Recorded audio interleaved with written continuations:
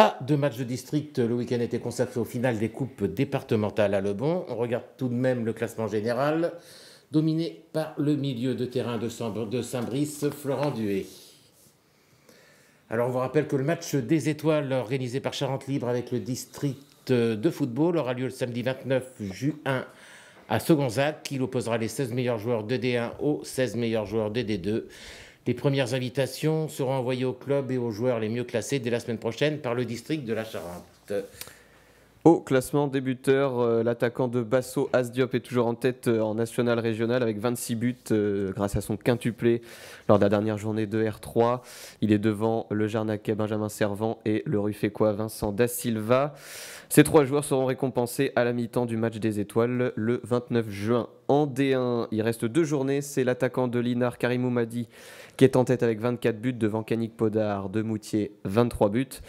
En D2, le Jarnaquais Maxime Monnier, auteur de 20 buts, est toujours sous la pression de Thibaut Ramos avec Verdille et Benjamin Reynaud de Ruffec qui suivent à une unité avec 19 réalisations. Et enfin, chez les féminines, toujours en tête, 2 joueuses de la CFC, Manon Chabana de France et Clarisse Lopez avec 14 buts.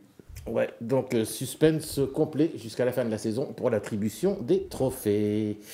Notre étoile de la semaine, Mathéo, a vécu un week-end et un début de semaine riche en émotions. Oui, c'est le gardien de Leroy, Anthony Davy, qui a réalisé une grosse partie dans les cages pour préserver le succès et le maintien des siens en R2 face à Niort, c'était dimanche. Et puis surtout, le lendemain, lundi, il est devenu papa d'une deuxième petite fille prénommée Clary. Anthony Davy a eu le temps de faire un petit crochet par Charente Libre en début de semaine pour venir nous raconter tout ça. Oui, beaucoup d'enjeux. Avec une défaite cumulée à une victoire Saint-Arex, c'était nous qui descendions. Donc ça pouvait être une grosse désillusion sur la saison qu'on avait fait. Oui. Une première mi-temps très compliquée. On a eu de la chance, entre guillemets, oui, sur un peu de maladroitesse des adversaires. Après un peu de chance, on va dire, de ma part aussi. C'est comme ça. J'ai essayé de faire ce qu'on me demande, entre guillemets, comme disent les autres. J'ai fait le travail. Ça a aidé. Moi, il y en a 2, oui. Une tête à bout portant sur un corner et une frappe à 5-6 mètres ouais, d'un joueur qui débordait au premier poteau. Ouais. C'était intéressant à arrêter. Ouais. On va dire que c'est les arrêts qu'on aime faire. Beaucoup de soulagement. Après, on va dire on suivait quand même le résultat des autres équipes à distance. Ça aide un petit peu à jouer un peu plus libéré. Mais oui, beaucoup de soulagement. Après, à Leroy, on connaît ses scénarios. On va dire qu'on aurait espéré le maintien plus tôt. Au vu de la première phase, après il y a eu beaucoup de matchs en retard qui ont fait que le classement était beaucoup faussé. Mais c'est vrai qu'on aurait préféré quand même être à l'abri plus tôt. C'était l'émotion qui ont fait que même jusqu'au dernier moment, j'étais pas sûr d'aller jouer à Niort. Les choses ont fait que j'y étais, que tout s'est bien passé et que la suite est arrivée après. Donc que des bonnes nouvelles et puis on peut repartir sur une saison tranquillement.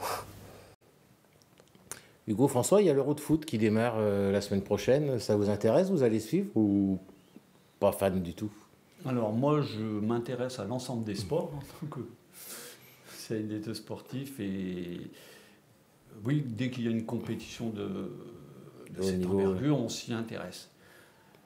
Maintenant, je dirais au foot, je me focalise uniquement sur l'aspect sportif et non pas toute la vie qui gravite tout autour. Ça m'intéresse nettement moins, on va dire. Hugo, un peu quand même Là, j'ai plus me concentrer pour le bac et l'Espagne d'Europe.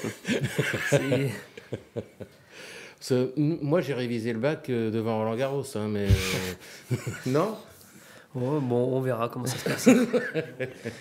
Ouais, une petite pensée, une petite félicitation à Anthony Davy et puis à la maman Chloé pour cette belle nouvelle en début de semaine.